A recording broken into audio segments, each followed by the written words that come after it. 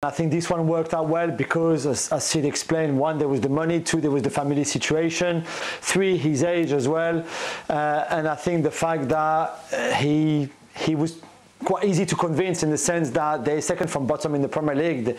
There's a chance that they go down.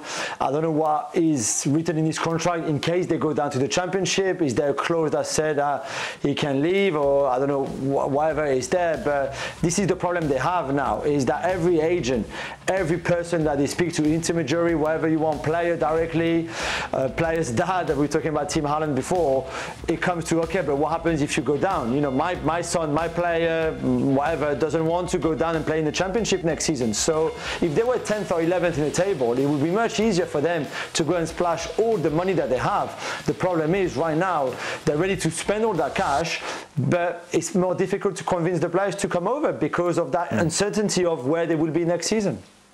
Erling Haaland, Jan.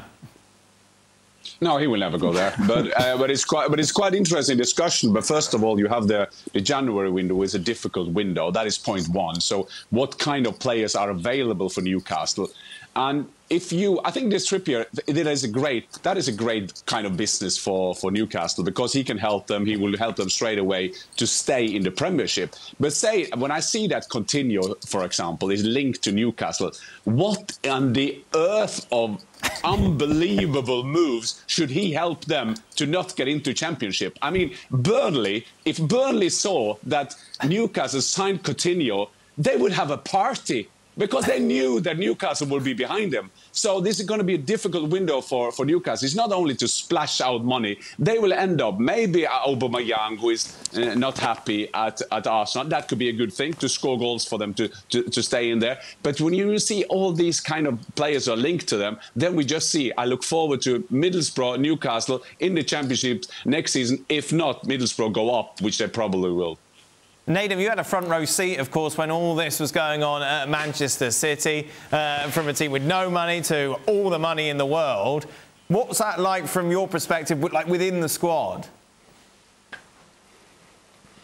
Okay, so first things first. So the current owners, that was the second takeover in the space of a year, because the year before we had Thaksin Shinawatra and we were promised this was going to be the rise of Man City, and then 6 months later his assets were frozen, he wasn't allowed back in the country. So that was the first taste of, oh, we're going to do it, oh no, maybe we're not. But anyway, this new the next ownership came in, and all of a sudden you saw we were linked with absolutely everybody. Like, I mean everybody. I was seeing Kaká and all sorts.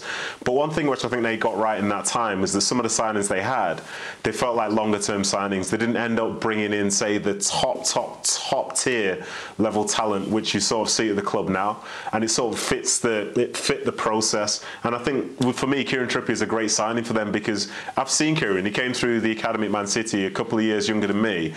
He's a good kid, good humble kid from from the north of England again, and he played in the Championship. He rose to the Premier League with Burnley. Then he earned the right to go to Spurs. Then he earned the right to play for England, to go and play for Atleti. And I'll be honest, if everything goes wrong for Newcastle, based on who he is as a person, I wouldn't be surprised if he stayed on in the Championship, because he's not, even though he's going and he's going to be getting a ton of money, he's never been driven by that. And I think he understands the importance of staying in the Premier League for Newcastle. And that's what you want to see. And I think once you bring in players who can understand what the fans want, what the club need, then that's great. But as we were saying, sort of alluding to there, someone like a Coutinho going there doesn't seem to fit, but for me, like a Kieran Trippier, makes perfect sense, because he is a full England international being brought in for £12 million, who's gritty, good on the ball, and might be able to help you get across the line. But yeah, to go back to the City times, you know, barring, say, one or two incidents or in terms of transfers, I think they kind of got it right. They didn't go too big too early, but in time, in every stage of the journey, they seem to pick the right sort of people, barring maybe Balotelli, because that was, I suppose, Roberto Mancini's thing. Thanks so much for watching ESPN on YouTube. And for more sports highlights and analysis, be sure to download the ESPN app. And for premium content and live streaming, subscribe to ESPN Plus.